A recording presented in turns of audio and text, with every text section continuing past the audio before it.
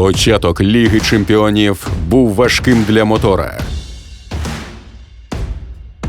Але тепер український грант зіграє вдома. На рідній арені мотор не програвав вже майже рік і не збирається поступатися і цього разу. 29 вересня на X-Sport третій тур Ліги чемпіонів. Мотор проти чинного володаря титулу Вардара. Початок о 17:55 на телеканалі X-Sport.